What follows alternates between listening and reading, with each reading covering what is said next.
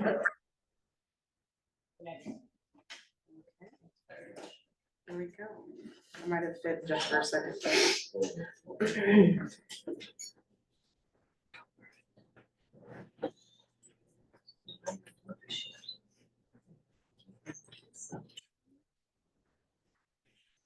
All right. We're gonna call this meeting to order. We will do roll call first. Robert? Here. Heidi? Here. Glenn? Here. Merle? Here. Kelsey? Here. Jenny? Here. Crystal, chair here. Are you ready to stand back up? Pledge of allegiance. I pledge allegiance to the flag of the United States of America and to the republic for which it stands, one nation, under God, indivisible, with liberty and justice for all. Okay, I'll open the floor to an agenda consideration. Do I hear a motion?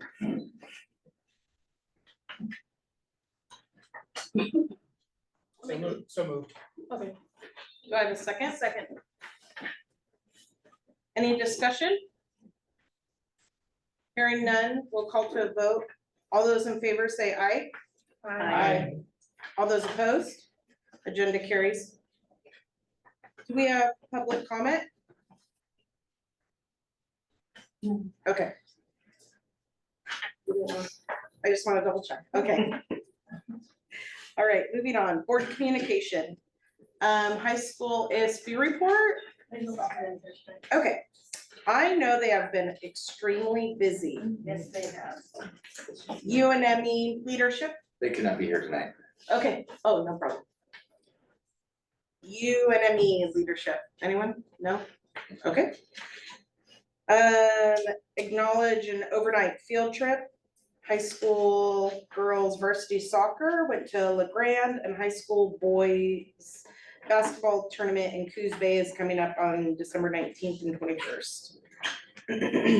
Moving to the consent agenda. If you've had a chance to read the consent agenda, I would entertain a motion. I'll make a motion, we accept the consent agenda. Do I hear a second? Second. Any discussion?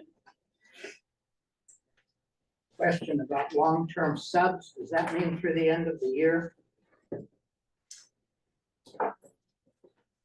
No, not necessarily. It's a longer duration of time where we're hiring a person to be our employee versus going through the sub system. Because it's more than 60 days. So there was some new legislation that was passed that if it's more than 60 days, they need to be a temporary employee versus a substitute. So that's the term, long-term means temporary employee. Yes, Okay. Yeah. Thank you. Any other questions? All right, we'll move to a vote. All those in favor say aye. Aye. Any opposed? Motion carries. You good, Diane, over there? Sorry, I'm going kind of out of order. Okay. Business and budget appropriations. We have some to pull anything up. It was just a second. Okay. I'm really close, I think. So you have the final report for June of 2024. So those numbers are correct and done because we're gonna give our audit report later tonight. Okay. The ending fund balance came in a little bit higher than I expected, which is good because our grants and state school fund is coming in lower than expected for this year, so that'll help. And then you also have the report for October of 2024. Yay, look at this. And that's just my first blush of with the salaries and all the associated payroll costs now that negotiations are done. And I'll tweak that again in November and December. And then I expect to have another financial update for your December report. Any questions for me? I'll go around the room. Robert, did you have any questions for Linda? No, I didn't. Heidi, No, I just don't know how to get my computer to work. here, bring it to me, I'll help you. Glenn, I'm good, thank you. Laurel, I know you've told me before, but my mind's like a piece of metal. It's hard to get anything on. Would you mind just explaining briefly how the transfers work? The column that's adopted transfers, how, So, for instance, we might have a special revenue fund that gets money in for a certain reason, like, for instance, what I show on there is Senate Bill 1132, which is, money we get for energy savings projects. And we're gonna transfer that money that comes into that into the, construction excise tax fund, because that's where we spent the money for the energy project, and it's owed to them. So what we're getting in this year just is already spent, and it's gonna pay back a grant. So the transfers, say 40,000 out of this one and 40,000 into this one, so it's a wash, and that's how the state wants you to do it, so it's not showing expenses in both areas, it would definitely be accounting. so the money doesn't always come in timely, and so you get it later and you apply it to the correct account. Yeah. Thank you. Sorry. You're looking at the guest account and it's blocking you. thanks, Jenny. I don't have any questions either. Thanks, Linda. I'm good. Thanks for the report We're out. next, Dan. Okay.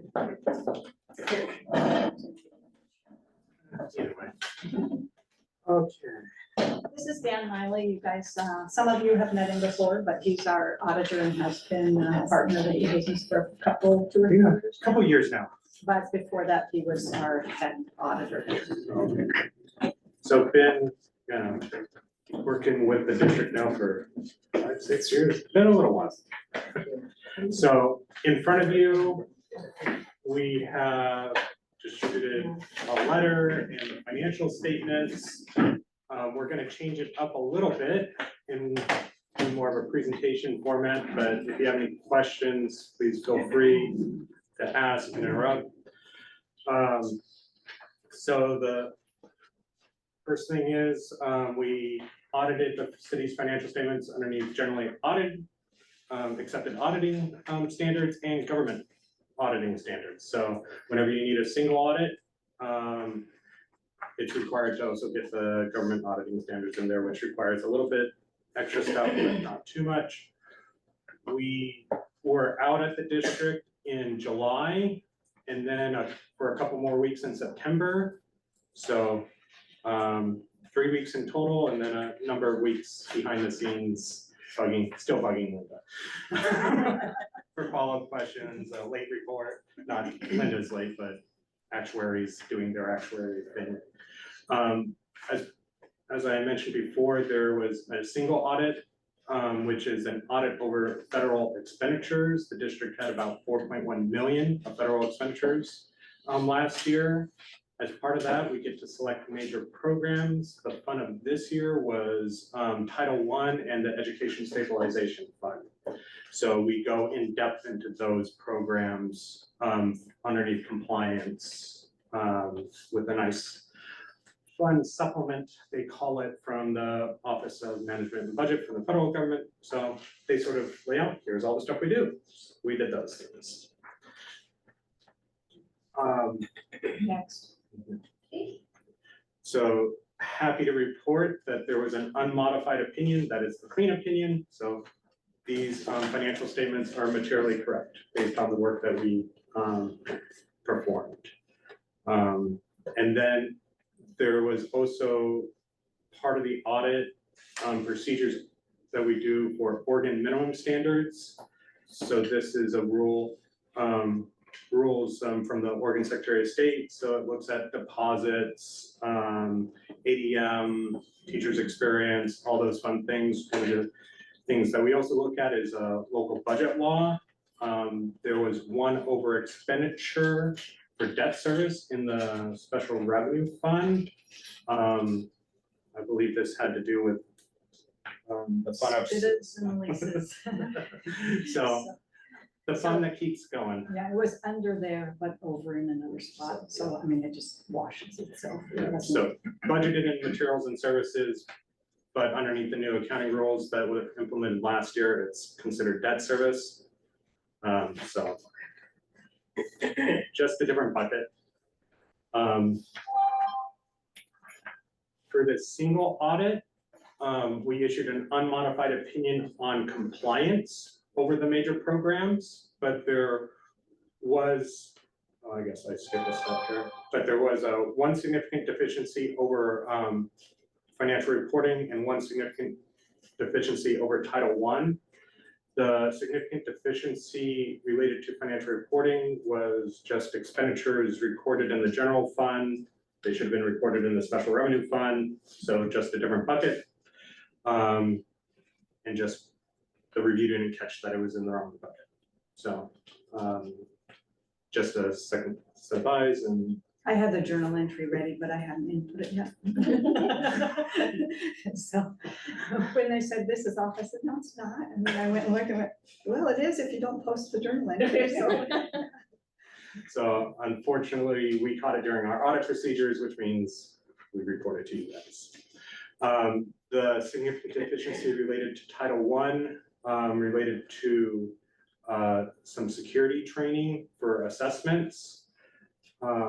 While we could get comfortable that the security training took place for one employee, there was no record of a certification of attendance or timesheet or anything like that. So the control was that the district would keep these records on hand to make sure that they were doing it. So there was just a little bit of issue there that we were having trouble getting the right records that should have been kept in accordance with the district's controls. So It's been fixed. Moving forward, we will make sure you'll that see this on the corrective actions. Next. Okay, yeah, there's another section. yeah. This one. There was one new GASB, as we call it, one new accounting standard implemented in the current year. The good news for Linda was that it pretty much had no impact other than saying we implemented it. So this comes into being if there's a correction or an accounting change and how to deal with what was reported last year versus what it should have been, or what changed from last year. As always, we like to go over the significant accounting estimates that we feel as a board that you should be aware of. Estimates include require management making decisions, so there could be management bias in there, so it's just good to keep aware of it while we're down. So things like allowance for doubtful accounts, depreciation, leases and subscriptions, that tends to pop up a lot. Pension and other post-employment benefits. So this is the implicit subsidy for health insurance for retirees of the district is required by ORS to provide. And then there's a small piece according to PERS for some benefits that they pay for people that were in there a while ago. I can't remember the cutoff for that. So to go with the significant deficiency over financial reporting, there was one audit adjustment, which is in detail in the letter, but essentially that was just moving 61,000, 62,000 of expenses from the general fund to the special revenue fund. And we are not aware of any uncorrected misstatements within these financial statements. So there's a threshold between where it's beyond trivial, but it's not material, that we give some management some discretion on whether they book or not, but we're not aware of those. If there were, we would report them to you, so you at least knew what we knew.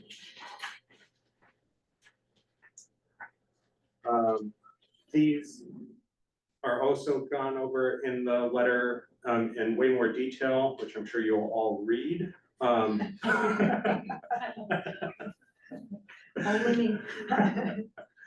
there's 4 new accounting standards that have been implemented or have been issued but not implemented yet for the district. 2 of them are up for next year. That's your GASB 101, compensated absences, which sort of sets they're trying to get consistency among different governments. When the original standard was issued, there was pretty much only vacation and sick. Now there's PTO, unlimited PTO, sick leave, this leave.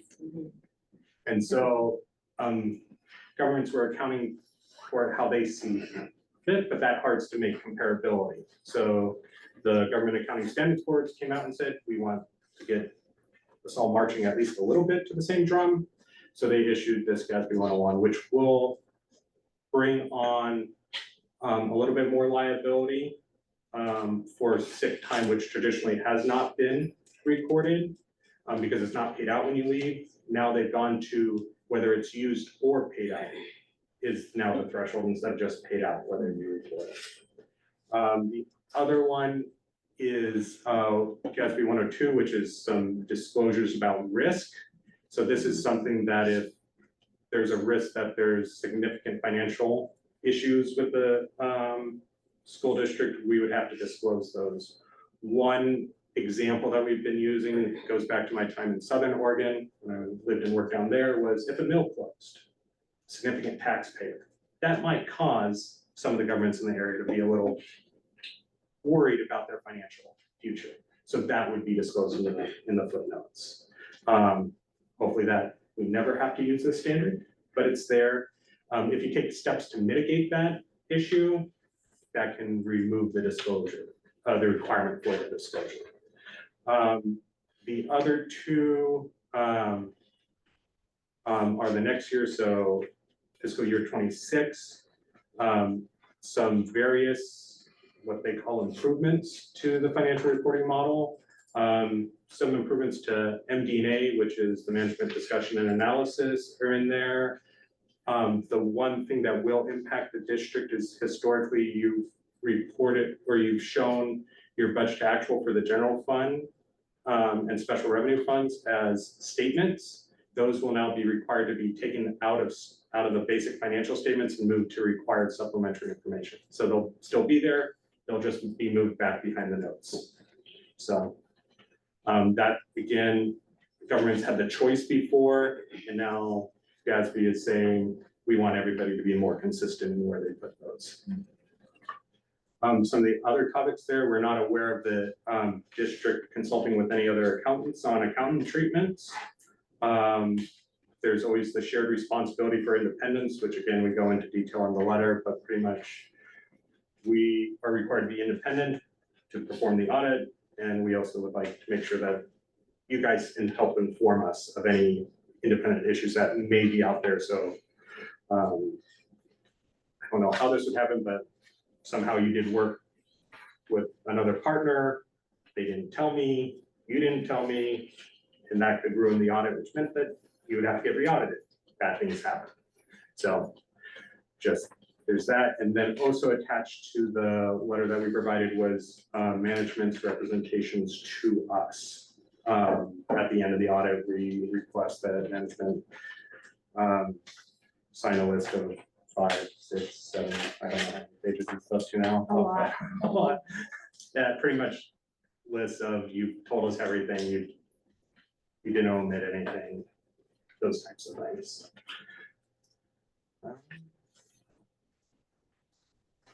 That was a lot. Any questions? I'll go around to Robert. No? Heidi? No, thank you very much. Glenn? I don't pick on other districts, but I know there's other districts who had financial distress. What would an audit report look like in that situation? I mean, what would it be radically different than what we're seeing here? Because I've on all my time on the board, it's been very, very, I won't say uneventful, but there's been very little in the way of surprises, and so.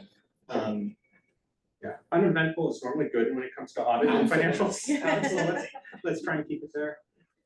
So the audit report itself, so the independent audit report, that first one that talks about whether these financial statements are materially correct, that could look exactly the same. The numbers in the report are correct. Sure. The future may not look right. Okay. There is a spot in the Oregon minimum standards of other conditions that if we felt were necessary to bring to your attention. So, one way that we do that is if there's a significant, negative fund balance or something like that, that's obviously gonna be an issue. Sometimes it's just a timing thing where the state or the federal government, you've expended the money, you're waiting for the cash because of how you report revenue, it hasn't shown up on the books yet. Sure. So that's like, well, we can see it, you're gonna get paid, it's just a big timing difference, but if you've consistently had a negative fund balance that's growing and growing and growing, that would be hopefully something that we would report to you. And hopefully we would not be the first person to bring that up. Well, yeah, because this normally happens, I mean, we're getting reports from you for stuff that has happened. Yeah. Yeah. Behind us, Yeah. and so I just piqued my interest. Yeah. Merle? My notes indicate, you can just confirm if this is correct or not, that the management letter indicates that appropriate corrections were made.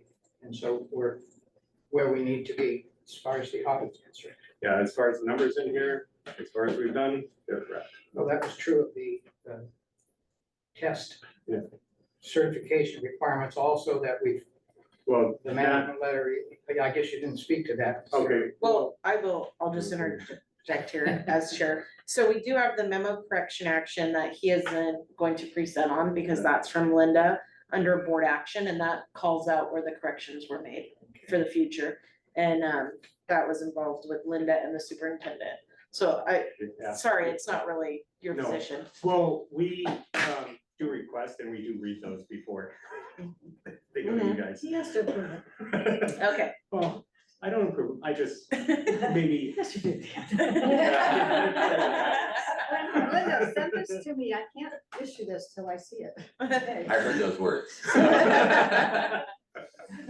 So yes, we do look at those. If I felt that those weren't a potential remedy for this problem, I would have brought that up as well. Excellent. Anything else, Merle? Kelsey? No, thank you. Jenny? No, looks great. I'm good. Thank you so much. Yeah, thank you. I also like to thank Linda. We have about 10 pages of this is ours. The rest of it is all work that Linda does with others within the district. So it's just a little bit of work and having, I think I had 3 auditors here asking you questions at times. Oh, 4 or 5. Yeah, I was gonna say, number 3. It was a little snuggly in there. Okay, so, but we work very closely with management. We can't do the audit without management, but we do work for you, the board. So if you have any questions, any concerns, please feel free to reach out to us at any time. Excellent. Thank you so much for coming and being here. Do you guys want to roll into the next one while I'm sitting up here and then I'll walk down? Yes, that works great. So we'll roll right into board action. The first item up is approve the audit report for fiscal year ending June 30th, 2024. If you've had a chance to overview that, I would be open to a motion.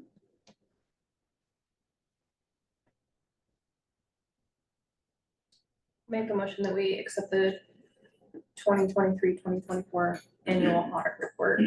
So just that I'm clear, you're making a motion that we're approving the audit Yes. report? Yeah. For the fiscal year ending in June 30th, 2024? Yeah, do you want me to rephrase that? Nope, we're good. Do I hear a second? Second. Hearing a first and a second, we will vote. All those in favor say aye. Aye. All those opposed? Motion carries. And then we'll move to board action item B, corrective action audit findings. We have the memo correction action plan, the 001 doc and the 002 doc. 001 is the journal entry that I had ready but didn't post it. And so that's the expenditures where it's saying that it was in general fund and should have been a special revenue fund. And I have made notes. I have notes for all my financials and I've made a bright yellow, clear, bold note that says, make sure this balances with this before you put this out. So the next person, if it's not me, which probably won't be me, can read that, so it should be taken care of. And then the other audit finding was to do with testing, and out of the 8 that they picked, 1 person did not have the proper documentation, even though they had an email string showing that this person was involved, they didn't have the documentation that went with it. And Des has written the corrective action for that. So it will be checked and cross-checked, but I do need these approved because they need to go to the Secretary of State. All right. So do I hear a motion? I'll make a motion, we approve memo corrective action 2024 01 and 02. Do I hear a second? I'll second. Any discussion? Hearing none, we'll take a vote. All those in favor say aye. Aye. All those opposed? Motion carries. Thank you. Thank you. Thank Thank you, you. Dan. Thank you.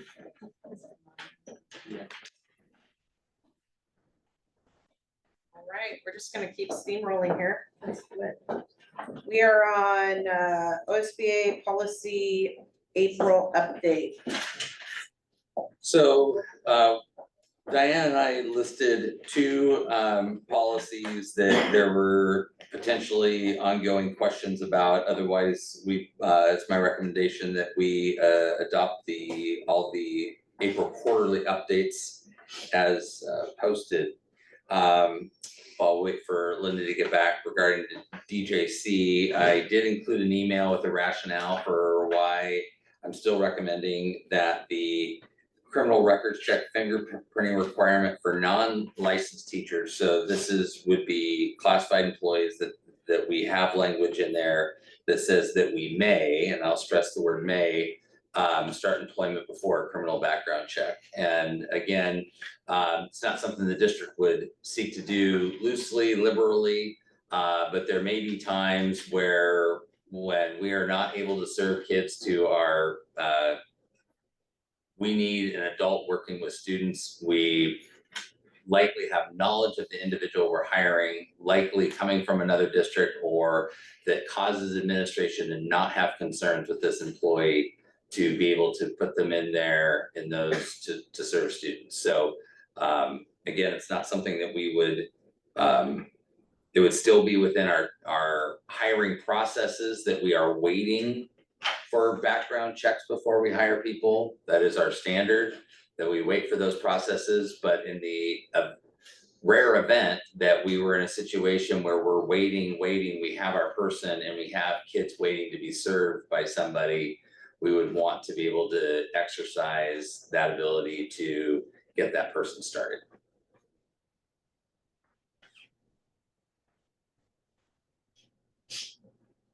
Do you mind if I just go around the table real quick? Absolutely. And I will say that, one more thing, I will say, this is not, a hill to die on for me, but from a management perspective of having flexibility where needed, that's why my recommendation is what it is. But I certainly understand the chairs that you sit in that might just feel not comfortable with that. So if that ends up becoming kind of your preference on that, if it will be something that I'm not gonna be offended by or bothered by, so I'm not easily offended anyway. So I'm just gonna go around the table and ask if there's any additional questions. Robert, any questions? No, not this time. Heidi? No. Glenn? Good. Merle? I need to understand the point of contention here. Is it allowing a hire before the results are back to us? Correct. But they will come back to us relatively soon. Correct. Okay, I was more concerned about paragraphs that said if someone knowingly falsifies their application, we may hire them anyway. I wasn't too comfortable with that, but I had a bit if it's coming soon. Okay, Kelsey? I don't have any questions. Jenny? I mean, it does give me pause just a little bit, and of course, it's nothing against you or your judgment or anything, but it It does give me pause and I do like that it would be not a normal practice and it would be very slim that this would take place, so I appreciate that. And then of course, if it came back that it was like an unfavorable, it'd be. Yeah. Yeah, okay, yeah, I mean, I trust you, I trust. And again, I think thinking through the kind of the hiring practices is we don't put those folks into those positions without that green light. And so what would precipitate this is a principal or someone going, what are, hey, we're waiting on somebody, what's the holdup? And if this is the only holdup, then this policy says, okay, then I'm getting involved. What do we know about this person, bringing them in? Okay, I'm comfortable making this exception, but And that would be yes. you making. the yeah, because it's exception. going to come through, it's going to go to HR first, to Dina, who does this work, to say, why are we waiting? What are we waiting for? Okay. Yeah. Any other? Last call. Okay, do we need to take that separately or with April? Do you want those separate or I would- together? The way I would make the motion is that you so move to approve the April 2024 update as presented as a first reading and second reading as presented. Okay, And I don't, You've resolved all of them already. okay, so then we should do the other one first then. Okay, DJC, do we want to yeah, check with if there's any questions on DJC? yeah, Okay, before we get to that point. got I it. just wanna make sure you don't want them all separate. No, Okay, so DJC was bidding requirements. I didn't know if anybody had any questions, but we'll just go really quickly around the table. I'll make Jenny start. Jenny? No, I did not submit any questions on this policy, so Okay, I just have to stay quiet. Kelsey? Merle? Oh, DJC bidding? I assume the one we're approving is the short version, the 5-page versus the 20, and I'm all for that. yes. Yes. Glenn? I'm good. Heidi? I'm good, yeah. Robert? Yeah, I'm Sure did. okay. Alright. I think mine had more to do with the AR component, like what are thresholds and that sort of piece. All right, so hearing no more discussion on policy updates, do I hear a motion?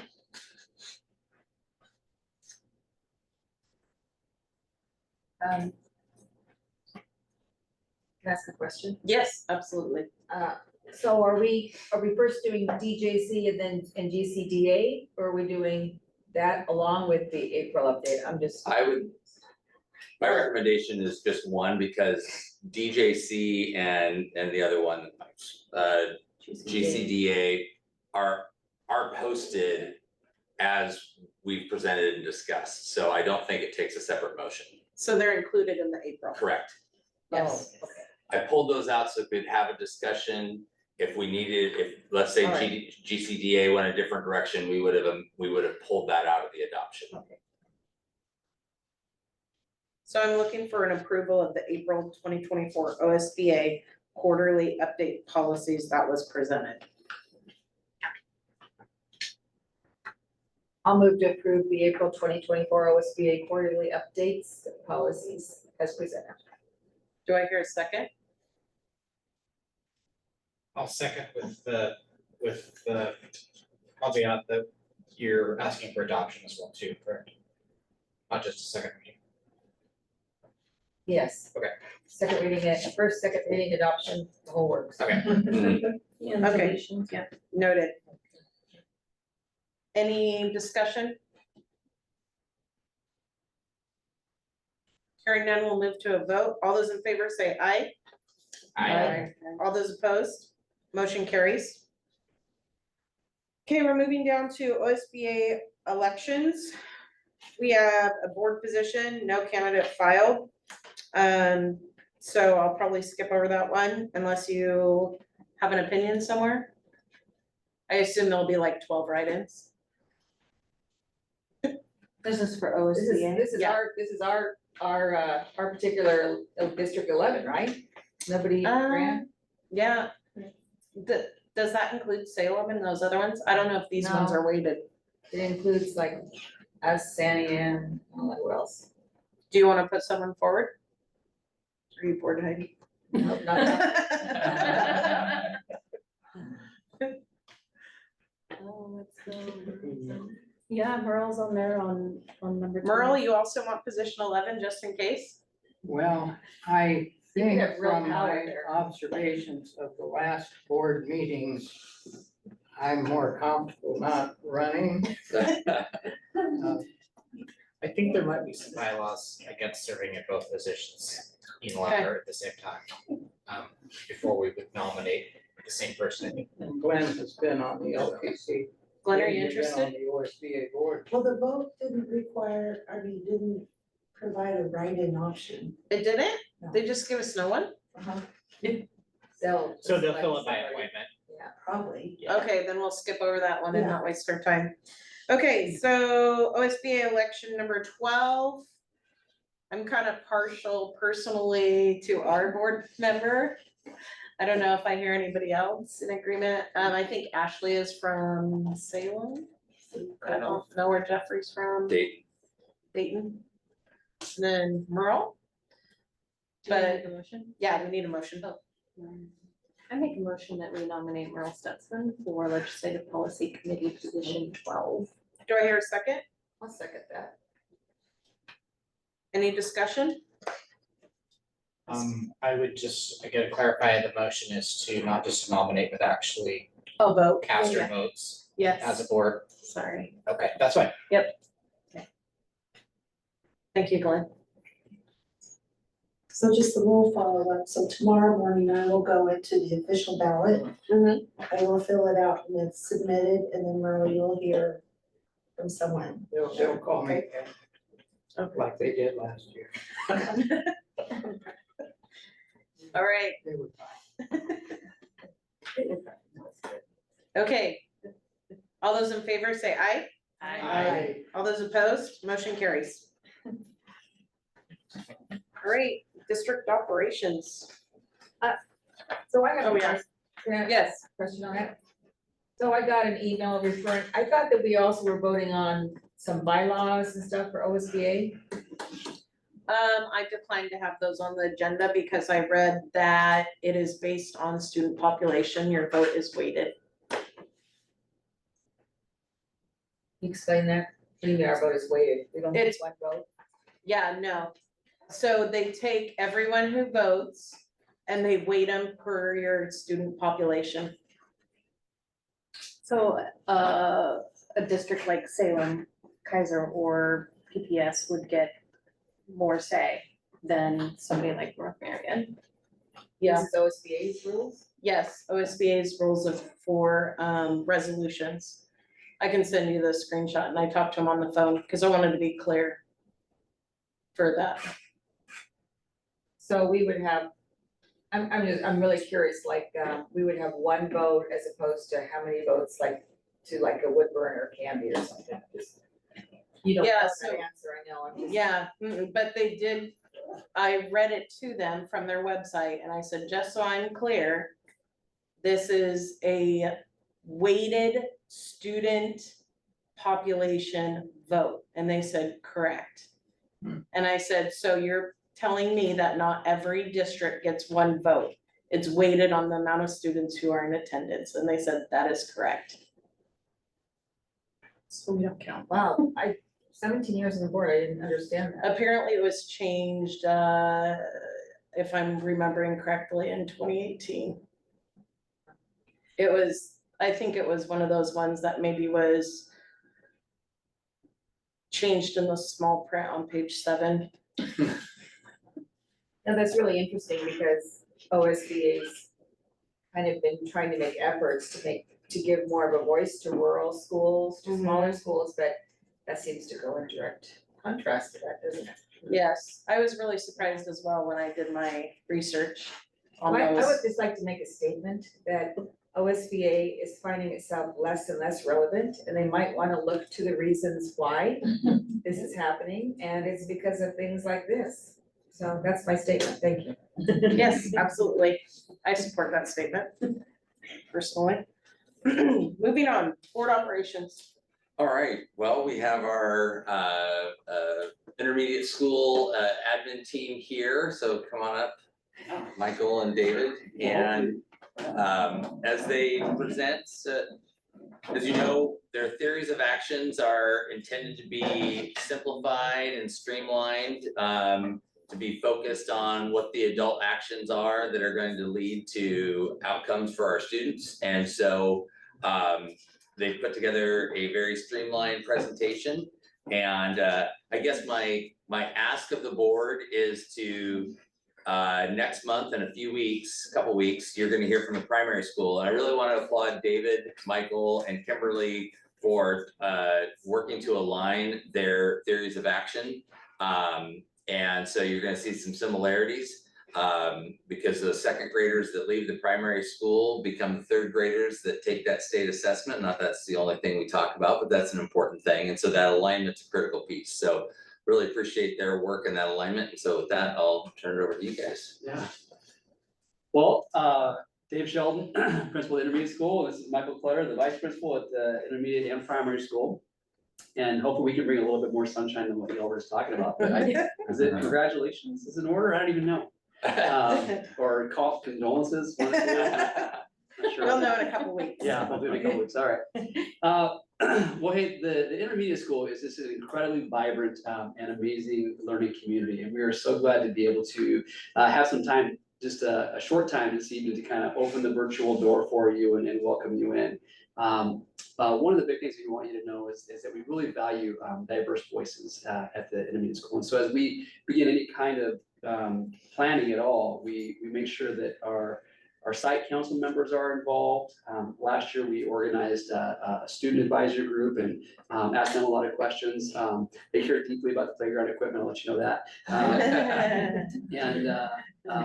You know, we pay attention to the youth truth data. The leadership team is integral, and we spend a lot of time living in classrooms and gathering as much data as we can to kind of help inform decisions. So we try to get a broad base of finger on the pulse of what's going on and talking to people as we design our theories of action in alignment with the district strategic plan. And that's kind of what this slide states. So we can move forward. We would be remiss to not to thank the incredible leaders that are at the buildings. I have to throw in Michael Clutter. He's been an absolute amazing addition to our community.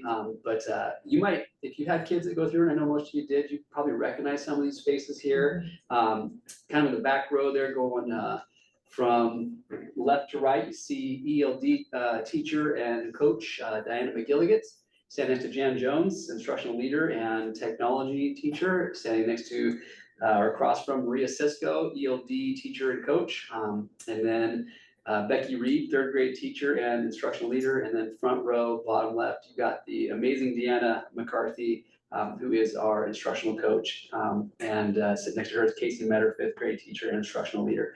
And I can just tell you that this instructional leadership team, we are so incredibly blessed to have their insight and intelligence coming into all that we do. And we have this incredible body of leaders that just penetrate through all the barriers that would potentially ever exist anywhere, and just form deep relationships and trusting relationships as they communicate. And it's absolutely incredible how one little idea could suddenly turn into a brush fire and spread to the whole school in a positive way, not burning things down. We also just want to thank our site council members. We kind of alluded to what Superintendent Bush was saying. Kimberly Jordan, the principal at the primary school, has really come on board. We've all had this combined vision for what does the K-5 experience look like. The part of that, we combine site council. So we run a joint site council every month, and we've been doing some great work with them. Again, want to thank our students and then the staff and the parents, because it's a collective effort. So those are all our leaders. as we look at what we're doing to kind of learn together to cultivate lifelong growth, again, we just have to recognize that leadership. And I see you smiling, Crystal, like, isn't it just so fun to see the kids? Yeah, Um, they're so cute. oh my gosh, I can't even tell you, like, walking through those hallways and getting fist bumps and high fives, it's How can it's you have such a a bad place of day? joy. And you can't, yeah, if you are ever having a bad day, give me a call, we'll go do it. But that leadership team, again, they meet 2 times a month, as a formal group, but they're always coming together, and they're calibrating, we're calibrating on what are we doing, what's our professional learning calendar, what are we doing in connection to that theory of action? And then they're calibrating with their teams. There's such an amazing cohesion amongst them. And we have a professional learning calendar that has built in grade level times. And so we'll come together, we'll do some learning together, some discussing of data, and then they'll push back out into their teams and just make it all come true. One of our big premises this year has been, how do we deprivatize our practices? How do we get into each other's classrooms as we seek to support a really strong instructional base? We know that we want to eliminate pockets of excellence. We want to extend excellence throughout the whole school. And so we have teachers that through the teacher development group, and I'll show you a picture of that here in a second, which is really focused on math. We've done 2 cycles of it already this year. We just did one last week. We have almost every single teacher going into others' classrooms and watching exemplary lessons, and then having robust conversations about what were the strategies, what was the content, what was going on that they'd like to emulate. And then we also are providing opportunities. Both Michael and I are covering classrooms, and so if we have teachers who say, I want to go see what's going on in someone else's classroom because I've heard that it's outstanding. I covered a class for an hour this morning, and they jump in with Deanna McCarthy, and she goes and does whisper coaching with them. And so we're really working hard to get into each other's classrooms and deprivatize practices. It's such an interesting profession we're in, where oftentimes you close your door and you're with kids all day long, and you kind of ask yourself, am I doing this right? And we're really trying to get rid of that and have people step confidently and competently into great practices, and can only do that by learning from each other. Kind of living out our vision, we work together as a school, as a leadership team, to design a professional learning calendar. And so every Wednesday early release is spoken for and planned out. We take Thursday mornings, and we have really, and you'll see this a little bit more in our ELD part of this presentation, but we have put together an entire plan for at least 2 Thursdays a month supporting our emerging bilingual or English language development population. We do this through some microdosage professional development, and I'll talk about that again here in a second.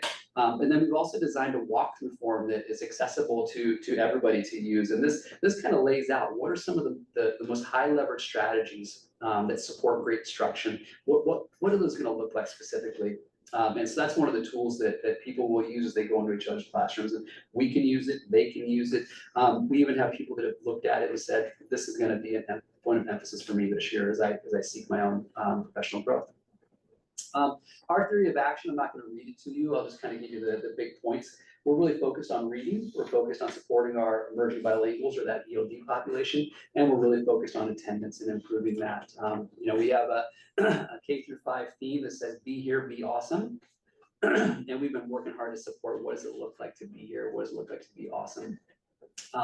Every Thursday, every staff member K-5 has these Dayglow green shirts that just remind students, we want you here.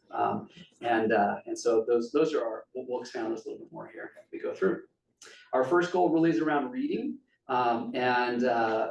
what we're doing is to support reading. We want every student to make progress. And some of the actions we're specifically taking around that. We adopted a new ELA curriculum 2 years ago. We designed curriculum maps, and we have been getting better and better at using those materials in support of standards. And there's just amazing conversations that are happening all the time. I've been working closely with one team just to be in the trenches with them, and part of their Wednesdays. And it's been awesome to hear their conversations around these materials and what are the strengths and what are the struggles, and everything is so student-centered. One of our big drives this year has been on differentiated instruction. How do we gather various forms of data about how every student is learning, and then how do we create groups and opportunities for students to receive instructions, their level of access, their level of need within the classroom. And then we're just gonna bring us some MSN news and weather here. It's really cold outside. All right, and back to our regular broadcast. All right. So we also have continued our emphasis on what we call focus groups. I think I talked to you guys last year, the first year I got there, the model was identifying students at risk. I had some real big questions around how are we identifying those students and which ones are the lucky ones that do get served. And we had a theory that if we serve all students will benefit, they will pull each other up. And so what we do is we sit in at the first diagnostic of the year, the second, the third, we put together a cohort of teachers and staff members, admin is part of it, and every student will take the reading diagnostic, and then they'll sit and they'll read to us, and we will record how are they doing, and if they fall below a certain threshold, we give them even a different diagnostic. So we are able to hone in on, do you have high level comprehension needs, or are you still learning the alphabet? I mean, we have students in the third, fourth, and fifth grade that are still learning the alphabet. I'll be honest with you, most of those students weren't ours in the primary, they moved in, but it doesn't mean that we can't meet their needs, right? And so we know who every kid is as a reader in our school. And we have a laser-like focus on that. So they have a 30-minute opportunity every day to go into a focus group that teaches them at their level. Right, so that's one of our passions. I'm starting a fluency campaign. We had to get the school up and going for the year, and I've got information that's going to come out probably this week. I was working on this even again today. What we know about fluency is our students have to be able to read a certain amount of words per minute. We actually have data that shows that our native English speakers, it's typically around 70 to 80 words per minute before they start transitioning into understanding what they're reading. For our language learners, it's actually more around 110, 120 words per minute. And so we're really focusing big time on how do we get our students to increase that rate of reading so that they can now start to dive into comprehension. And so from the Office of the Principal, I'm pushing out a campaign where I'm hopeful that on a weekly basis that I can provide some recorded videos, honestly. If you ever checked out I was gonna say a book on CD, but I guess we just do Audible now, right? Like, my daughter's a prolific reader, but she grew up listening to books on CD, right? And so my theory is if I can read to your kid, if you want to put me on at night, I'm gonna have a book that I'll read to, a picture book. I'll put your kid to bed for you, right? That may be disturbing to you, but it may also be cool, I don't know. But then the flip side of that is that a lot of what we see that our students are really gonna be asked to do from the state is how do they read nonfiction? And so I'm gonna try to get a 2 to 4 page nonfiction article that I read that I'm gonna encourage parents that, hey, if you got information about your child and who they are as a reader at conferences, if they're below a certain point words per minute, please have them practice a couple lines with you. If they're, kind of in the mid-range, please have them read this whole thing to you every single day and watch their improvement. If they're way above that, ask them some questions about it, and I'll even give you some of those questions, what they might be, right? So that's gonna come from the Office of Principal this year, and hopefully get that out every week. Again, I already talked about the fact we gave every parent in our school information about here's who your child is as a reader, and we're constantly analyzing that data. We're being responsive to it in those focus groups if students are moving forward. We're changing them out within classrooms. We're having great conversations around how do we meet their needs in those differentiated groups. K through 5, we're going to focus on literacy day again. That was something that Site Council kind of helped breathe into existence, and we're going to continue to make that a thing. So we'll let you know a date on that at some point. If you want to come in and read to kids, we'd love to have you there as a school board. That was a phenomenal opportunity last year. And I'd also like to emphasize the fact that most of our staff members are setting what we call student learning goals around reading and around supporting our emerging bilingual students. And so we have a real emphasis on this school-wide. The next slide is going to be in support of that English language population. And again, you heard me already speak to really calibrating on some of those high leverage strategies across the school. One of the things that we did this fall was we created a survey and we asked teachers to assess where's their confidence, their competence, and their level of implementation about these high-level strategies. And we're gonna give them that same survey at the end of the year to kind of see, did you are you able to self-evaluate to make the growth that you wanted to this year? We've identified some high-level strategies. You know, an example of that might be what we call TPR, total physical response. And so if you come into some of our classrooms, you'll see teachers that are creating opportunities for students as they learn a concept to actually fully engage in the learning of that concept by having some sort of physical response to it, right? Here in the moment, I can't think of any offhand, but it's amazing to watch our, you know, like as they're reading through a story, they might come across a word that they're like, hey, I know this is a word that I really want you to know. And they'll ask the students, what's a good representation? And they might go like this. And then every time they read that story and they see that word, those kids have to go like this, right? And so that kind of connection for our learners is an example. Again, we've got the ongoing ELD strategies. One of the other things that we've done, we've looked at every single half day that's coming up. And I'm gonna be covering classrooms. We've got our instructional assistants that are be covering classrooms. We're actually bumping teachers out to work with those 3 coaches to design content, because strategies is one thing, content is another, right? And how do they look at their content and make sure that they've got some understanding about how it might be accessible by our language learners. So we're really thinking through how to support those. Again, monitoring practice and providing feedback. We've got coaches that are in classrooms. Our ELD coaches kind of serve at 3 different levels. They push into classrooms for support, they pull students out, and then they also provide that language development across the whole continuum of the school. And so they're monitoring and providing feedback. And again, our teachers have those opportunities to work with those ELD coaches frequently. And then I'm working really hard right now. Bless you. I'm working with Ruby Contreras, our home school contact, and we are trying to identify a multilingual parent advisory group to the office of the principal. Doesn't mean I don't want to hear from everybody. What I know is that most English-speaking parents feel pretty safe with saying, hey, I've got some ideas, I'd love to come talk to you.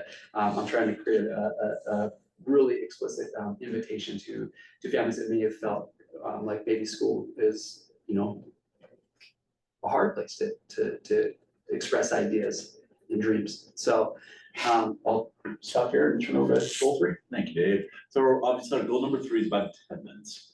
And with attendance, we're looking to improve it by 10% over the previous year.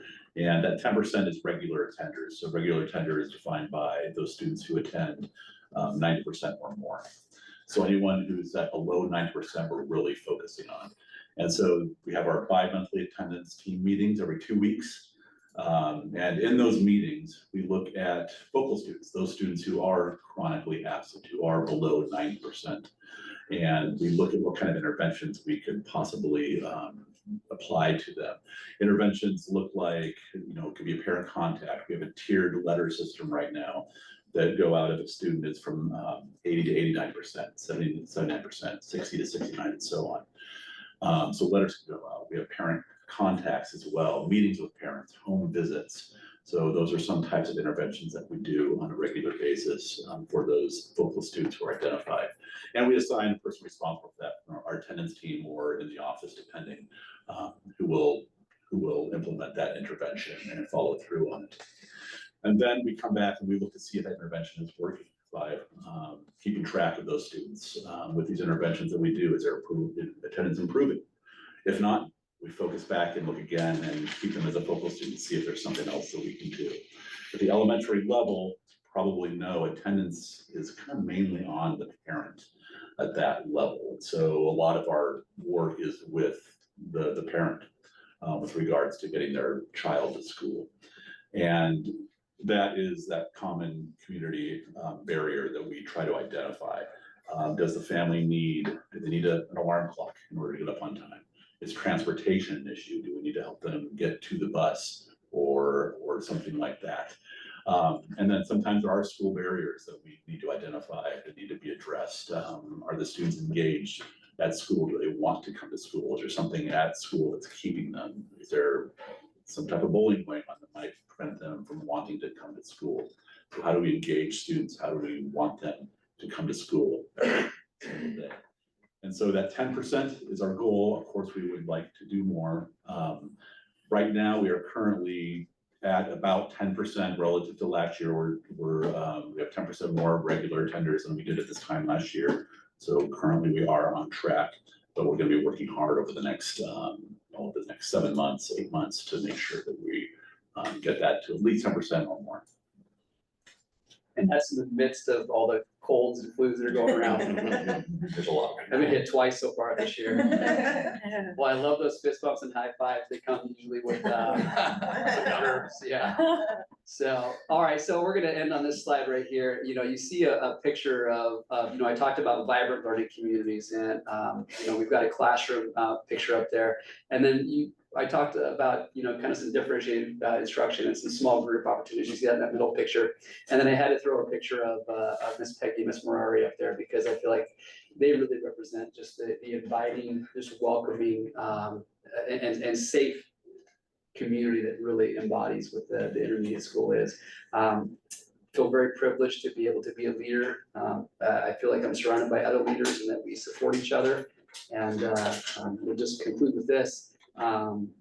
Board members, you are, you know, this is the, you know, kind of skin on top here. If you want to come in and spend some time with us, you are always welcome at the intermediate school. You know, I'll just round Robin really quick. Robert?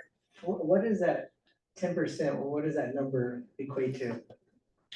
At the intermediate school, running at about 330 students or so. Yeah, About 330.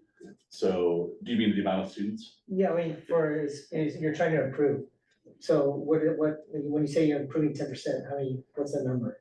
So we're trying to improve, last year, regular attenders the state percentage wise is about 65%. And intermediate school is running about that. So we're looking to get that up to at least 75% regular attenders. Okay. Yeah, we shoot for 90. Yeah. And that's where we have been historically pre-COVID. That's where we were.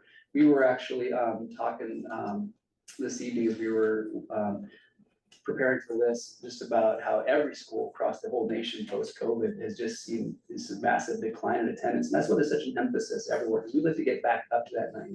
You know, we created that Be Here, Be Awesome theme on purpose, because we're really trying to create that idea like this. If you miss being in school, you're missing learning. Heidi? Couple questions. What's a studio classroom? It's a great question. Think about it like this. If you as a board were to come in and come watch a couple of teachers teach, and then we went back and kind of talked through what were the things that you saw that you would really want to see in a great classroom, that's a studio classroom. So for TDG, for example, last week we had teacher development group. We are partnering with a program that really emphasizes math, and they've got some teacher actions and student habits that they help train us on, so that we are calibrated in our approach to math and how we implement excellence in math. And it takes us beyond just going over procedures and facts, because that's often what math is what's the right answer here. And it gets us into the act of really thinking through our thought processes, honoring all students as mathematicians, and having them begin to get into higher conversations around critiquing and debating and comparing and analyzing and coming up with some, they call them conjectures, which is kind of like, yeah, I've got a best guess here, and maybe there's some justification around why this is a math principle, it always works or doesn't work. And so in order to do that, we get into each other's classrooms. And so we might have we might have a teacher that says, I volunteer to practice these habits, to practice these teacher actions, and to have 7 or 8 of you come in here. And the kids are awesome too. They know, they've been doing it with us now long enough. They'll see 7 or 8 people come in. They don't bat an eye. They just keep doing what kids do, right? And it's almost like being a medical intern, and like you're watching you're watching something go on, and then you're kind of pulling back out and going, so what'd you see? What would you do? Right? And then you talked about they're gonna be measuring like your reading, beginning of the year, end of Yes. year. And then I assume throughout the year you have interim assessments that you make. Yeah, so we do beginning of year diagnostic, that's our baseline. We do a second diagnostic using the district approved reading materials. We do that actually in December. And that way, when we come back in January, we're locked and loaded and ready to really go for our next round. And then we actually do our last diagnostic. A lot of schools will do those in May. And there's some debating on this, I suppose. We chose to do ours in March, and the reason for that was multiple. We wanted to be able to have some time between when we got that third diagnostic and when kids take the state assessment to say, is this a good predictor? What do we think are gaps that might still exist, and how do we work between now and when they take that test to help close those? We also wanted to be able to say to parents at conferences, this is where we think your student is as a learner. But along the way, we also do kind of what we call formative assessment. And that's gathering information as we go. And that's kind of in the classroom. What are the weekly assessments, the end of unit assessments? What are the things that we're doing in class every day that last year we had a big mantra about go beyond thumbs up, thumbs down. Because if you ask a kid, all right, thumbs up if you get it, guess what a lot of kids will do? Because I just am bored and want to move on, right? So we went beyond thumbs up, thumbs down. How are you having kids write their work out so you can see their thinking on a whiteboard? Or maybe on their desk. How are you setting them up to be purposeful in conversations so you can hear their learning? And we're gathering that data, and that's helping us make decisions about, do I move forward? Do I stay here? Do I go backwards and kind of reteach a concept? So we're working really hard on collecting all those pieces of data. So again, I don't know exactly what these systems are that you use or these tests and assessments, but we've been discussing as a board that we would be interested in, I think, seeing more, maybe in a workshop setting or something, seeing if you could share with us. I know we understand it's wrong, it's not at all anything to make a judgment on, but it would be interesting for us to see some of those test results or Assessments. for, instead of just the end of your report card. So Jenny's taking notes right here about data points that you're interested in and what Yeah, around it, so it'd be like. I'd love to support you all. I know everybody would, yeah, we would. Okay, just, are you good, Heidi? Thank you. Glenn? Just a question on how you're identifying your coaches. Are they internal? Are you making hires specific with that sort of skill set in mind? Or are you just identifying them as they've been part of your staff? Because I'm assuming you're not hiring extra. These are people within the system already or staff within the. Yeah, all of the three coaches that we currently have, and the ELD teachers, they're ELD teachers who coach, right? Deanna McCarthy is exclusively an instructional coach, that also manages several different systems. She had to go through a hiring process, so 3 years ago, we posted that, and I'll just make caution that anything employment related has to be an executive session. Okay, yeah. Just for caution. If I overstepped, I apologize. But she went through an interview process, and so she was the best candidate, and she's been outstanding. And she's the one that toured with us when we. Yeah. Yeah. Merle? I don't think I can add much. Appreciate the comments that have been made, and I have not seen your playground equipment. But I can vouch for that. My granddaughter just turned 9, and when we visited a school for soccer games, she pointed to that playground and she said, we don't have anything like that. All we have are swings and monkey bars. So I guess that's universal. We've got some good stuff over there, yeah. Kelsey? Thank you. Jenny? Yeah, I just wanted to get a little bit clarification on who is on your joint site councils, like teachers, staff, community members. All the above. Oh, great. Yeah. We've got parents from both schools. We've got licensed and classified. Good. Yeah. Thank you. Excellent, thanks. Thank you, guys. Okay. Thank you for having us. Thank you so much for coming.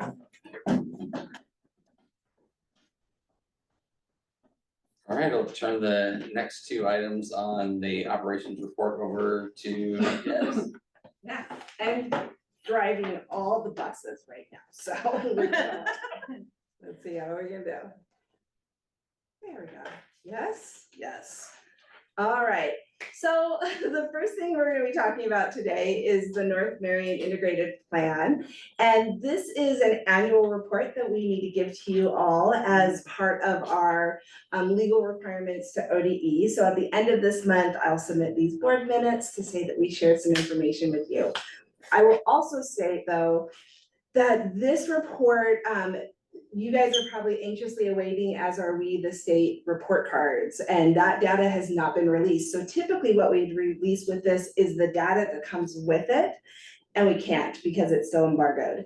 So we will give kind of a more detailed data part of this report next month when we actually have the information from the state. So I'm not gonna go really deep in depth because I would rather connect it to the data specifically. So just kind of giving a clarification. Because a lot of you guys are new though, I did want to take a few minutes to talk about the integrated plan. This was ODE's way to try to take a bunch of different systems and usually pots of money and put them all together. Conceptually, it was so that we had one plan that we would submit to the state, but that has not quite happened yet. So we still have a lot of individual plans. But conceptually, we are, as a district, trying to take some big unifying concepts to connect all the plans and all the work we're doing. And so that started 2 years ago, and I think it's gonna take on new life as we work with new leadership and the focus on results, clear data plans, clear assessment strategies, and gathering information to make informed decisions. So we're excited about the direction that our integrated plan will go. If you guys remember, there were buckets of work that they wanted us to look at, specifically that well-rounded education, advancing equity, engaging our community and strengthening our systems, and then really performance auditing. And then we quarterly give reports to ODE about how we're doing on different aspects. We answer kind of like journal questions they give us, as well as these measures that we bring to you. And then specifically for our district, like Dan has linked his superintendent goals to the work of the integrated plan. So our integrated plan had the following outcomes, and these were connected to the student investment account work that had been done prior to the integrated plan. They're connected to the work that we had identified with the high school success plan that we had created. They're connected to the work for Title I and Title IIA and all the different plans that we had been creating. But you'll notice it's things like making sure all students feel like they belong and they're included in school, that we are helping kids graduate college and career ready, that we're giving them opportunities for CTE courses, that we're using culturally responsive teaching practices and tools and strategies to help our staff connect with kids, that we're increasing our math and literacy and science achievement, and that we're engaging our community and connecting to people. So as I said, we have a lot of different things that we measure. Those local optional metrics are part of it. So things like 3rd grade reading, 8th grade math, our high school graduation rate, our 9th grade on track rate, and our 5th grade year graduation and our attendance are all parts of measures that we use as part of our integrated plan. So the piece that I have to share as part of the state requirements, this is the slides they give us to share. It is not easy to read, and I apologize about that. But there's essentially 3 questions that we were asked to answer. And then we take progress monitors, these like little pieces of how you're doing on these individual kind of metrics, and we rate ourselves, and then we answer the questions that they give us for the state. And so you can see these are the progress monitors or markers that they've identified that connect to the first question, which was just like, what are some learnings that you guys have had, and where were some places where you saw some improvement? And for us, really last year where we saw the biggest improvement is our engagement with stakeholders. We really saw principals going out above and beyond, making sure they were connecting with folks. I think about the middle school and the community forums that they were holding. We had really robust migrant parent nights. We had nights within our different elementary school buildings that were happening, really connecting with families. And those have just grown exponentially this year. You know, you hear about from the intermediate school, things like, what is the school pushing out to connect with families to help provide opportunities for learning? So it's really a place where we've seen a lot of growth as a district. Even the most simple thing, like our website was more updated with information about what was happening in our district. And we were using Parent Square and connecting and doing superintendent updates. So we're just really trying to focus on communication and our stakeholder input. Next, we kind of had to focus on where are we seeing some major shifts in terms of where do we see a gap and where are we really pushing on that gap? And for us, really starting to hone in on the specific learning needs of our students. And for us, that kind of came in two places, and it started last year and is continuing this year. One is around how we're collecting data and really all the things you guys are talking about, like, what do you want to hear? It's been really exciting for us as an admin team to talk to our principals and be like, this isn't just about like lip service to data, like let's get the numbers and not be scared of them anymore. Dan and I were in a meeting today where the presenter basically, the line was so good. She said, sunlight is the best disinfectant. And I was just like, oh, give me chills, right? I was like, that's right, we have to bring it out into the light or else we can't fix it. And so that's really been a shift. Specifically, that shift has been focused on our English language learners, where we're really seeing a need to make different decisions so that we can see better progress. And right now, those students make up such a huge majority of our student population that if we don't see shifts, we're not going to shift our big numbers either. So there's just been a lot of work specifically done. We have a long way to go, but we're really proud of the direction, but recognize the gaps that we have. And then finally, the final piece is like, where are you like pushing your efforts forward? And for us, it's like honoring student voice and figuring out how to get their thoughts and opinions and viewpoints and ownership in our schools. I think about the work that Dan's doing in Youth Truth, and that is really huge. One of the things we've also we shared with you guys as a board, but we've talked with our principals a lot about the cycle of inquiry and change process. The only way to really make that as effective as possible is to understand what the stakeholders are experiencing. And our students are our number one stakeholders, above teachers, above parents. They are the kids living the experiences we're building. So it's one thing for us to say, we're gonna collect data, and it's another thing to go to kids and say, what's it like when we get data from you by making you take all these assessments and understand those things. And when we understand those better, it gives us another lens to understand what we're actually learning from the information we're gathering. So that's really a push forward, is to like activate that student voice and create that atmosphere where we're fostering collaboration. The rest I'm not gonna go through, but this is all the remaining things that we have to rate ourselves on. It's a big list. And what I'll say is, for me this year when I was doing it, I could see those spaces where we were seeing growth, you know, things like financial stewardship. We were building the systems and now we're like, this is in place. Our audit report is a good example of that, right?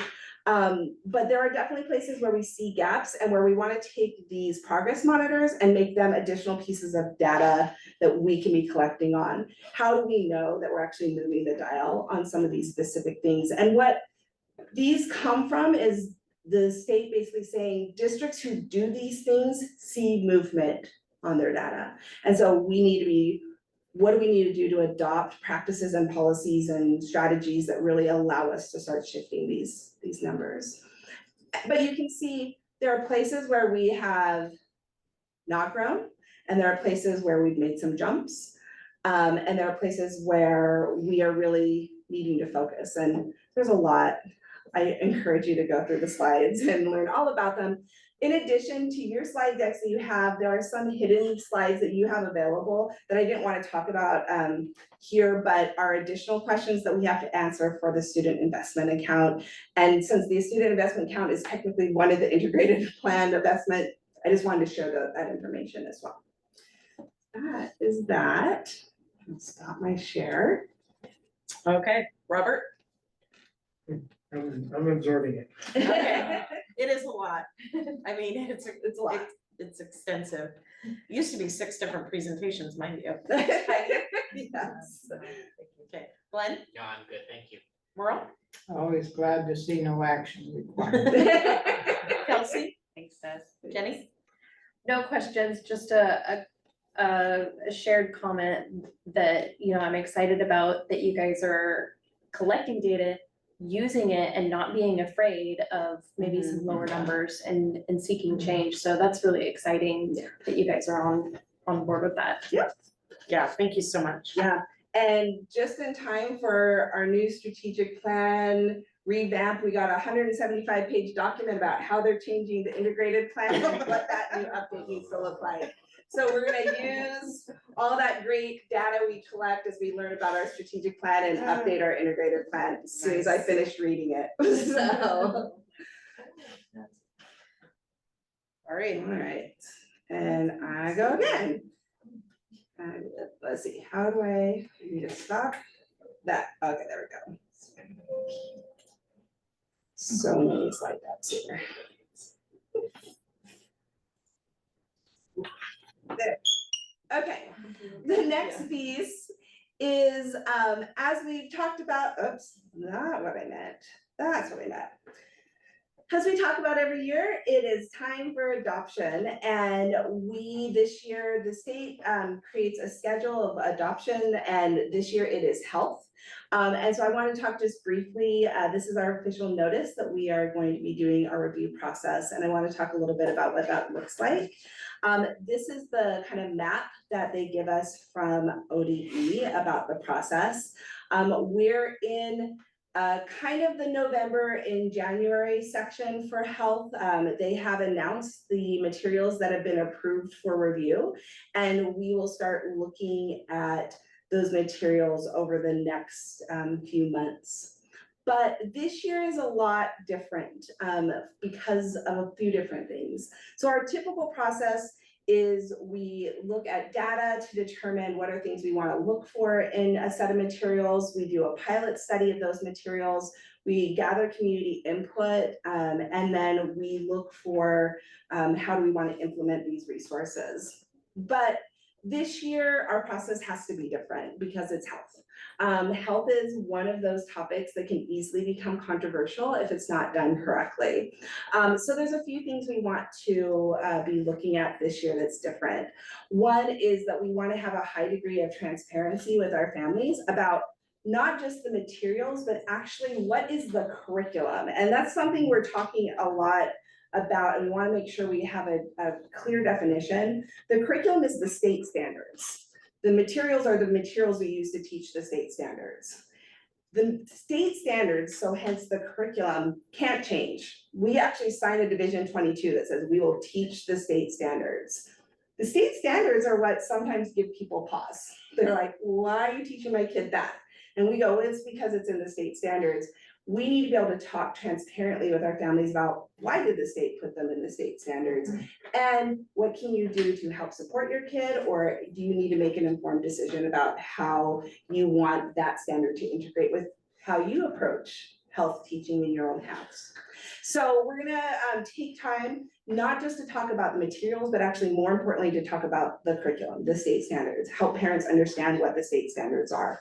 So we want to also then have really clear systems that we share with families about when you have pause, when you have questions, what is the process you can use? Where can you ask those questions? What do you need to do if you have maybe a concern about a specific topic? And then the final piece is actually the resources themselves. And I will say, we don't have a lot to choose from. So Oregon put out their list of approved materials. There's only one that's been approved for K-5. There's only one that's been approved for K or 9-12, and there's 3 that have been approved for middle school. So the only one where we actually have anything to review is at the middle school level. And I will say for the K-5, the one that's been approved is the Great Body Shop, which is the one we already use. So we will go through a process to share that with families, let them look at things, and then we will probably adopt it, or we'll bring that back to you because it's the only one we can choose. Can I ask a question, Mary? Yeah, Oh, wait, just a minute. yes, Finish. finish, okay. So the other piece though, We will go before, around. before we, the other piece to all of this is when Linda and I sat and made the budget though, we don't have any money for a lot of adoption materials. And so we do not currently have buying materials in the budget. So we still want to go through a process to declare which ones we would buy if we had money. So if suddenly the magic budget fairy comes and we have extra money, we can make purchases. The only place where that might be different is that the Great Body Shop is a yearly subscription that we would want to continue doing to provide those resources. But for big textbooks, right now, we have not budgeted additional funds for that. So while we will put out there, what are we doing, or what are we looking at, or what would we like to recommend, we will likely not be purchasing anything. Okay. So. And so really this winter and spring, we're gonna be talking about health alignment and making sure that we have a clear vision for health education, sharing those things with our families. We'll be piloting at the middle school, but only reviewing at the intermediate, primary, and high school. And then we'll be doing a lot in January, February, and March with the parent community meetings and parent outreach. And then in March, we hope to bring those materials to you for approval. Now I'm done. All right, Heidi, we'll start with you. You can start with Robert? Well, I mean, I guess we're gonna learn a lot about this. And from just your presentation, I'm kind of getting, I don't mean to be pointing out, but your color changed a lot there. Yeah, right? The And you paint super red, so Yeah. I imagine this might be pretty interesting. Heidi? Oh, I was just wondering, can you, if you said the state approves certain things, can you choose a non-approved thing? I mean. Yeah, there's an extra process to go through that. You can do what's called an off adoption. And so you have to use the standards that the state use to vet the materials, and you have to prove that that they like meet your standard. We can do that with anything that conditionally met, or like was close to meeting but didn't quite meet, or things that weren't even reviewed. We cannot do it with anything where the state said this does not meet. So if the state has rejected it, we are not allowed to consider it. But the one thing about the state adoption process in general is, at least it used to be like this, I'm pretty sure I'm not making a misstatement when I say this, is that to get on the adoption review list, you had to like pay money as a publisher, things like that. And so there are always publishers that just don't even submit and will reach out individually to districts saying, are you willing to consider our materials? Health though is kind of a vacuum. There's not a lot of good materials out there. And there'll be, as with other adoptions, there's a committee that you would have representation from parents on, and. Yeah, it's a little different because we don't have as big of a representation for health. So for example, we have one health teacher at the middle school. We have like 2 technically at the high school. Is that right? 3, okay, 3 at the high school. And then we have, kind of everyone at the elementary. So we would look for that. And then, yeah, if we can get some parents, please, if you have parents that would be interested, send me their names. Parents getting parents on the committee is always the hardest piece. The board policy says we should have at least 2. Heidi, you good? I think it is. Glenn? I don't have any extra questions other than it's just a little frustrating that there's not a lot of choice. Merle? I think you've already covered my question about appealing on curriculum, but how do you reach out to the parents to participate in evaluating and giving their input? Sure. On this? curriculum? Yeah, we've typically done it two different ways. The first is the parents actually serve on the committee to do any piloting or reviewing. We ask the principals to reach out to site council members or other parents that are active or have volunteered. I usually put out something on the district, like as a parent square message, as well as on the district website that says, if you're interested, send me your name. And then we build the committee for there. But that is that's a smaller thing because that's really where people have to be willing to serve on the committee, which is like a time commitment. So we don't want that to be the only way we gather feedback. So the other way we gather feedback is typically when it's materials that maybe people are like, yeah, sounds good, just do what you want to do. Then we put them out at parent teacher conferences or any sort of event. We had them out during our music concerts, things like that, where parents could look through them, and then there's a QR code and they can give us feedback. And the feedback's twofold. One, how do you like our current materials? And based on the materials, you got to flip through what are your thoughts. We also have kids, when we do pilots, kids give us feedback. So when they finish the materials, we have a chart they do, that's a rating scale that we put all the data in. And that includes like littles, like we do smiley faces and stuff, so they can tell us whether they like the materials. So those are ways we gather that feedback. And that actually has a lot of weight just because we want to make sure that all those voices are heard. And that's pushed out multiple times too. Usually towards the end of an adoption process, I send out an email that's like, we've been reviewing materials. Here's where you can view them on the web. Here are ways that you can give us feedback on these materials. Okay, thank you. Sounds like you're covering it pretty well. That's one thing I heard at the OSBA conference is there's a common challenge to schools and boards in that if you ask only for volunteers, you get this narrow little slice of same people. And Yes. so their encouragement to us was, well, nominate, ask, go out looking to get that broader representation. Absolutely. If I get names from people, like if people like ask this person, I immediately call, like, hey, someone said you'd be great on a health curriculum panel. And we give personal invites to people for sure. Sure. Do you have a limit of how many people can be on your? Not necessarily. I think for me, what I would look at is there are kind of two different ways to look at it. If we had 3 parents that wanted to be on there, what we want to make sure is that we don't start to get more parents than we have teachers. We want voice to be kind of equal representation, and so that everyone feels heard and they don't feel like they've been silenced because like, oh, suddenly there's way more.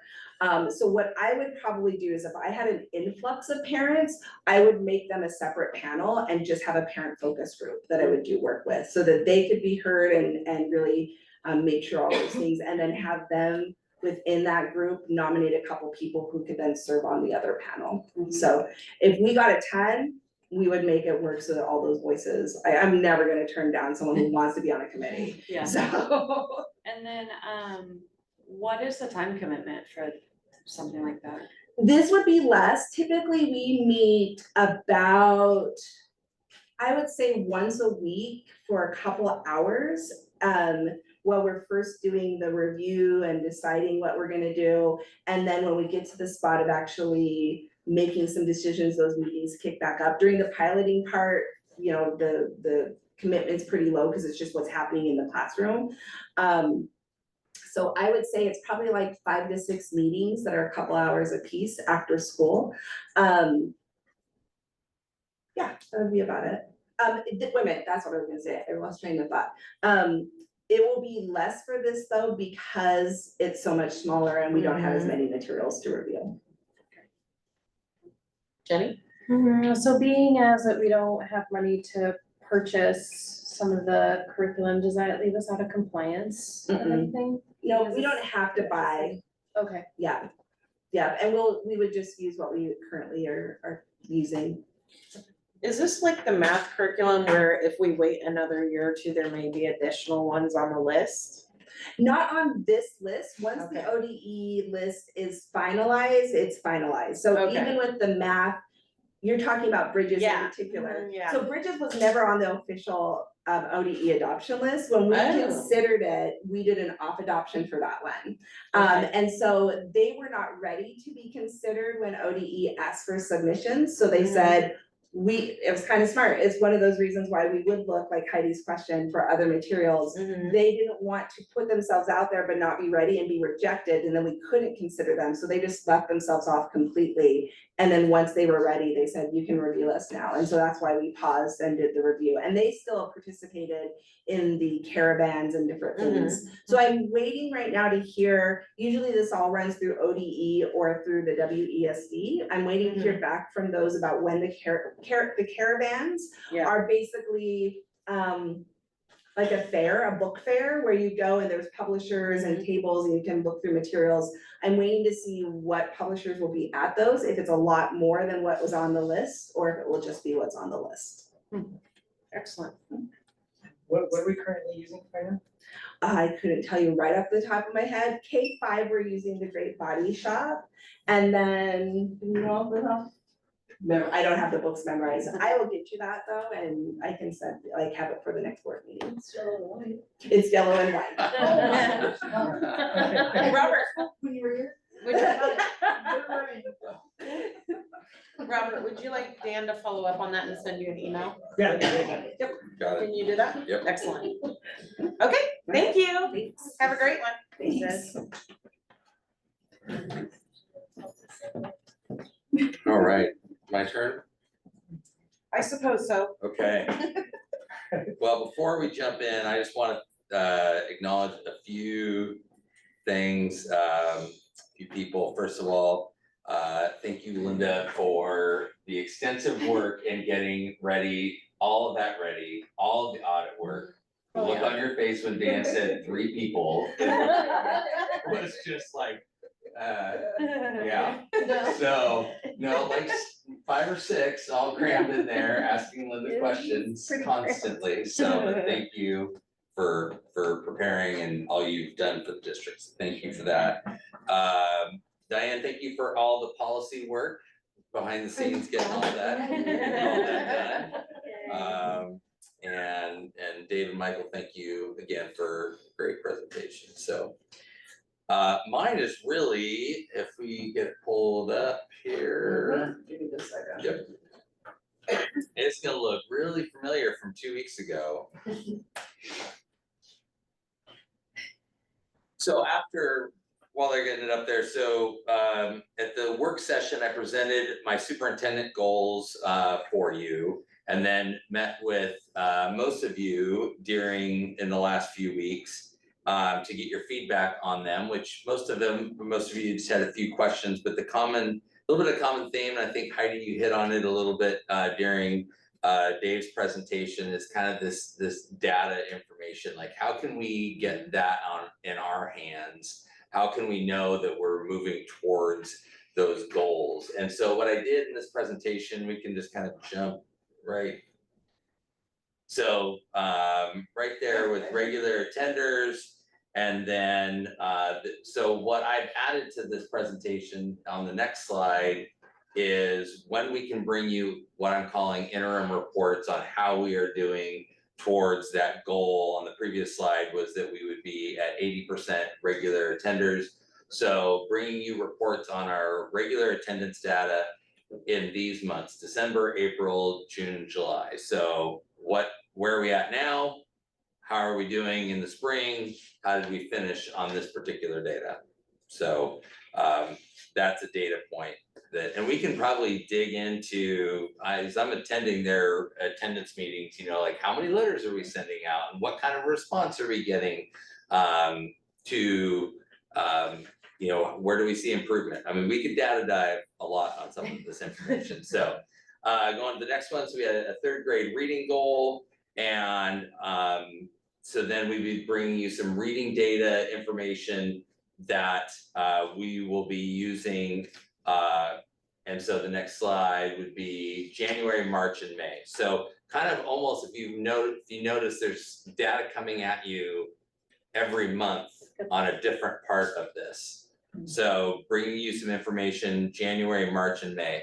And I think you know, Heidi brought up a work session. I think even, I guess my ask for you is when we were presenting you this information, this data, to challenge us to what should this be telling me? Like as a board member, or how do I know whether a student is reading fluently or is on track to math? What does this, I'm gonna reference FastBridge as a data tool that we do some assessments with. You know, what does this tell me as a board member, and how does that connect to the board goal? So that's my challenge to you when we present this to you, to ask the tough questions. I think we can cover that. So then, 8th grade math. So I listed a few different things that we can bring to you. So we can bring you some great data on how our 8th graders are doing in math class in December, April, and June. Is it June or July? 'Cause that's kind of a blurry time. So it'll be in the summer. And then FastBridge is some data that we collect and see how our students are doing on that data, that assessment tool in January, March, and May. And then 9th grade on track to graduate. DNF reports for our freshmen reported to you in December, April, and then June, July. On time for graduation, so a percentage of seniors expected to graduate on time to be reported on in December and April. I'm glad Deanne came to this because it's probably the first time she's hearing about it, so it's good. So yeah, so I'll pause there before I get to my last couple slides. So does that sound like a good plan to be bringing you data on how we're doing towards those goals?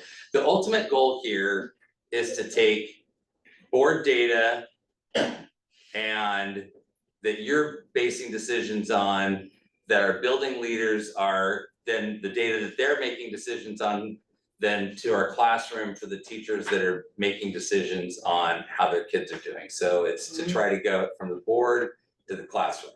So sometimes it's different kinds of information, but there should be, it should build upon to get to these big picture things that we're looking at. All right. So I just thought, since we had a pretty full packed agenda and I didn't want to present a lot of new things, I just thought I would take a little bit to kind of talk about how busy we're gonna be in the next couple of months. So we've been doing a really huge push on the youth troop. Des, I didn't check the parent totals today. And you? I don't know if I want. I have. Never mind. No, Never mind. I'll do a little like here. Note to self, don't freestyle during a presentation. Yes. Okay, what do we got? I should have had this ready. So family surveys right now, the high school is 18%. Intermediate school's at 19 and the middle school is at 26%. Wow. Okay, I got okay, anyway, we'll discuss that tomorrow at the principals meeting, so. Wait, so 18% is At the high school, So. 19. at intermediate. Yeah, so the high school has 587 total number of households. 106 have submitted for 18, so 587 students. 18% of families have submitted, 19% of families at intermediate school, and 26% of families in middle school. So Dave, on the middle school number, did that color turn to like green? It's blue. Awesome, all right, so I just care about the colors. Yeah. And the So- primary school's at about 30%. Okay, What is it, does that mean? no, it just means that you're at a point where like, It's get, viable. it's Viable. viable, yes, so.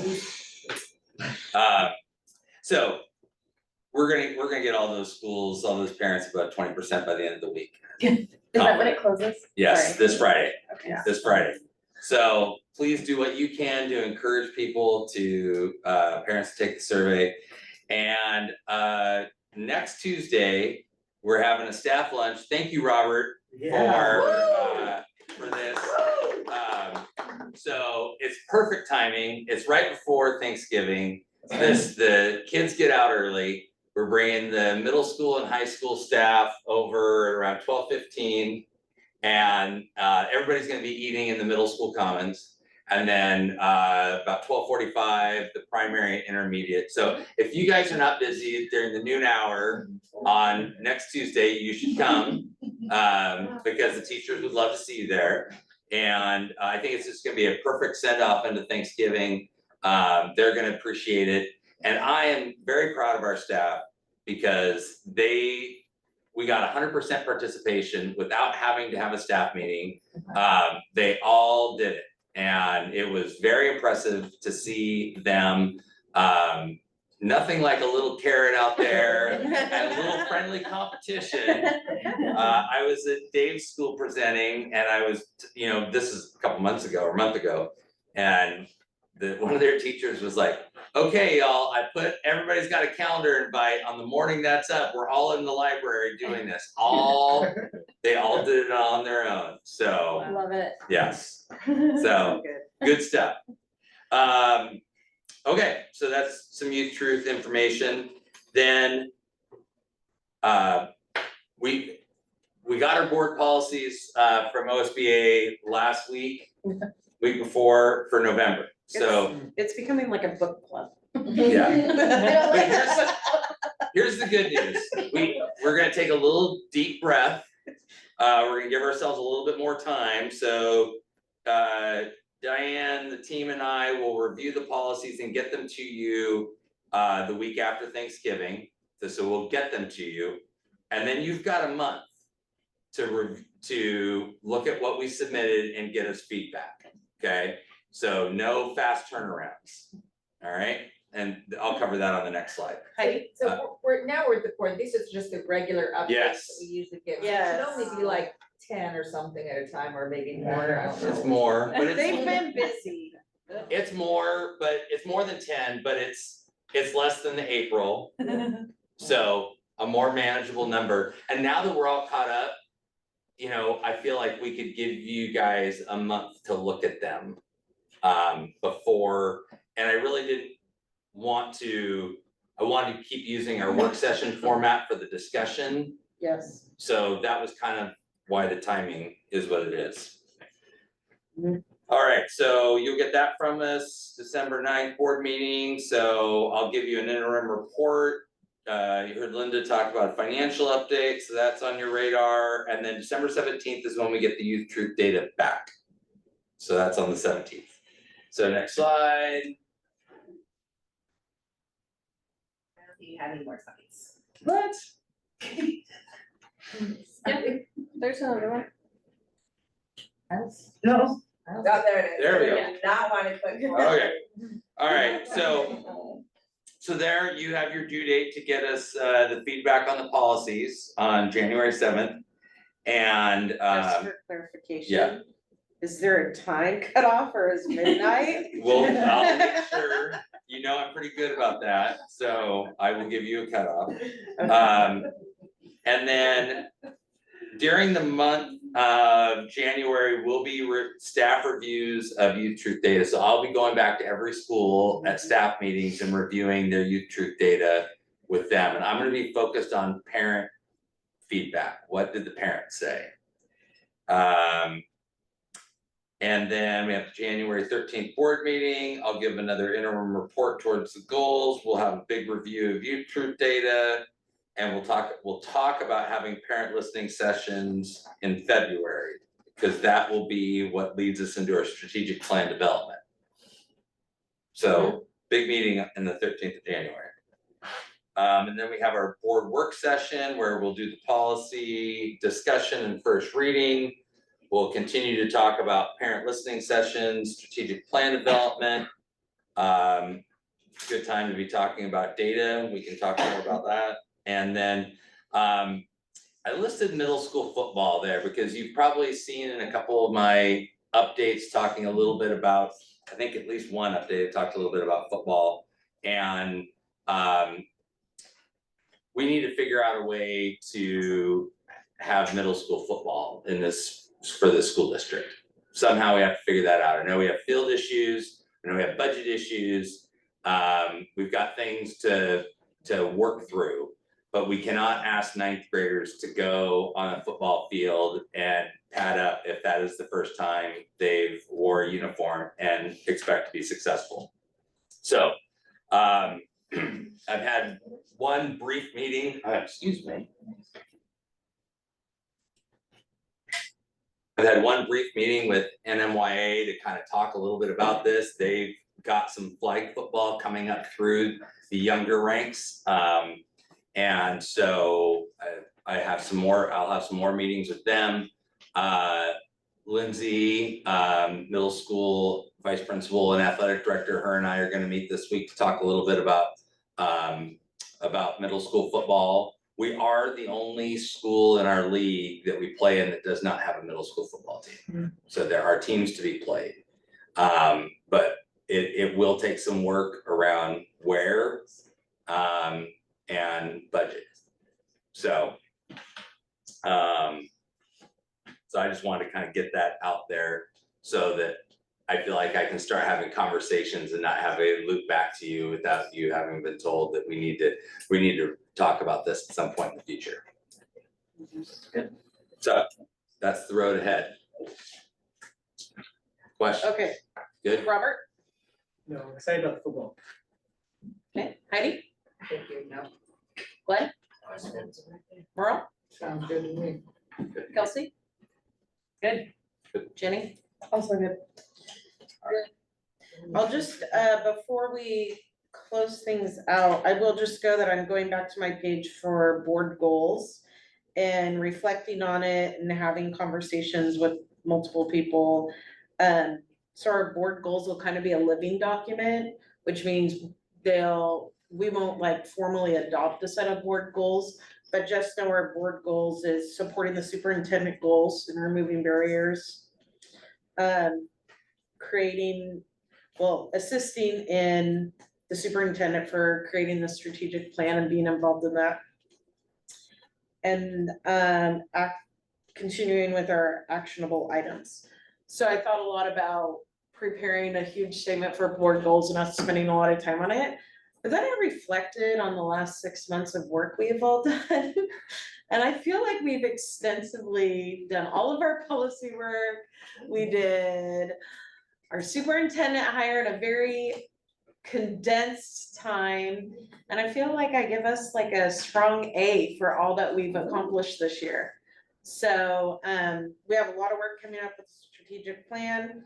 The superintendent is going out for a sprint this first round, and so we'll just need to be catching up with him and stuff. So if you want or have the desire to have a written document around board goals, we can do that. But just know, I think we're like all actively participating in our pieces. So that's just that piece. Anything? Robert's like, the fire hose has been heavy. Glenn, good? Just a shout out to soccer. Oh, Deanna. Yeah, absolutely. Again, another really successful year, and that program has. When my Yeah. girls joined, it's Yes. really come on strong, Both which is boys great. to and see. girls. Yeah, boys and Both girls. of them. Yeah, it's so impressive. It is. With Ben having his 100th game when. Yeah, I saw that. That was awesome. So good. Heidi, anything else? Robert, you good? All good, dude. Okay. Merle? I'm kind of new to soccer, but my wife really likes it. She said, we're going up to Hillsborough. So we braved the weather and the traffic, and we sat there and we enjoyed it. But I didn't know that they ended a tie like that. So I was a little disappointed, but that's a hard way to lose it, but they played well. It was fun. It was exciting. And one other, I know we're out of time, but report from OSBA session keynote speaker. Oh, yes. Superintendent interviewed me. I sat there in the chair like when I used to get called to the principal's office. And then we talked together and we went a little bit beyond these goals, but he said, there's a book it's called Good to Great. That's a good book. Well, I thought about that. Keynote speaker at OSBA. There's a book, Good to Great. So I came home and ordered the book. I haven't read it yet. It's a good one. A book club for the months that we don't have policy work. I think February maybe. Kelsey? Anything? Okay, good. No, great. Okay. Good? Yep. Meeting's adjourned at 19:55 or 7:55.